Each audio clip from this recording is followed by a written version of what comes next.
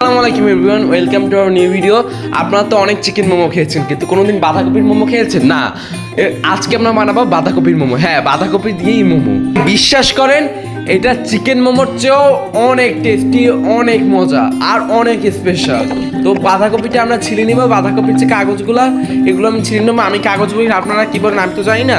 আমি এইগুলো বাঁধাকপির কাগজ বলি, আপনি তো দেখতেই পাচ্ছেন। আমি আবার কি বলি, আমি তো সময় বাঁধাকপির কাগজই বলি।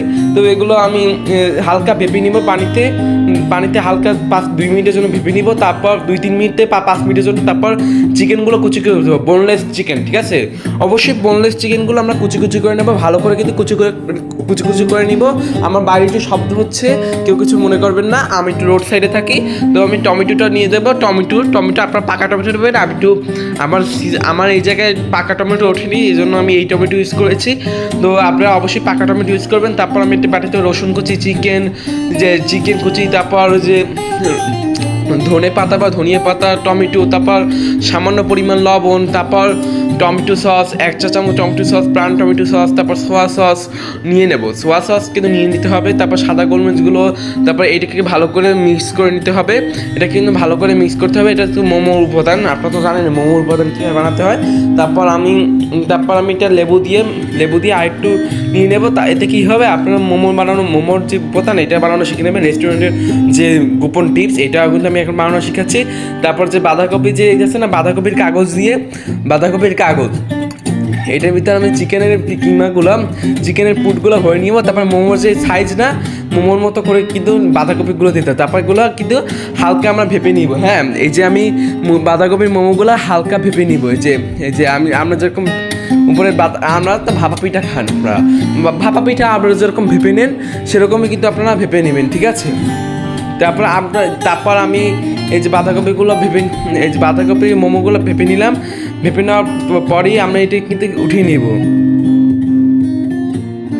উঠিয়ে নেওয়ার পরে এই বাঁধাকপির মোমোগুলো আমরা শ্যালো ফ্রাই করার জন্য প্রথমে একটি ফ্রাই প্যানের ভিতর দিয়ে দেয়। শ্যালো ফ্রাই মানে বোঝেন? শ্যালো ফ্রাই মানে হলো হালকা ভাজা। মোমো যেরকম আমরা হালকা ভাজি, এটাকে কিন্তু আরও টেস্ট পাওয়ার জন্য হালকা ভাজতে হবে। কিন্তু ভাই, আমি কিন্তু আগেই বললাম ভাই, এটা কিন্তু 2 মিনিটের বেশি ভাজবেন না, বা 2 থেকে 3 মিনিট হাইয়েস্ট শ্যালো ফ্রাই, মানে হালকা ভাজবেন। তারপর আমি এর জন্য স্পেশাল সস বানানোর জন্য, আমার স্টাইল স্পেশাল সস বানানো, রসুন কুচি, কাঁচামরিচ কুচি, এটা আমার স্টাইল স্পেশাল সস।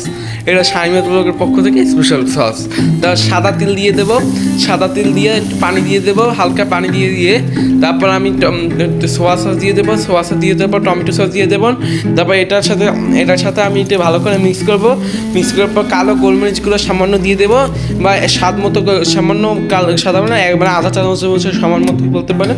তারপর আরেকটু টমেটো সস দিয়ে দেবো। টমেটো সস হচ্ছে আমাদের মতো, আমার স্টাইলের সস, স্পেশাল সস। তারপর ভাই বাঁধাকপির মোমোর সাথে এই সস দিয়ে কম্বিনেশন ভাই, এত টেস্ট ভাই, কি বুঝতেই পারবে না ভাই। বিশ্বাস করেন ভাই, একবার ট্রাই করে দেখেন ভাই, এটা চিকেন মোমোর চেয়েও মজা হবে ভাই। বিশ্বাস না করলে আমার কাছে টাকা চাইবেন, আমি টাকা দিয়ে দেবো ভাই। এটা চিকেন মোমোর চেয়েও অনেক মজা। তো ভালো লাগলে অবশ্যই লাইক অ্যান্ড সাবস্ক্রাইব করে পাশে থাকবেন। আশা করে দেখাবেন নেক্সট ভিডিও।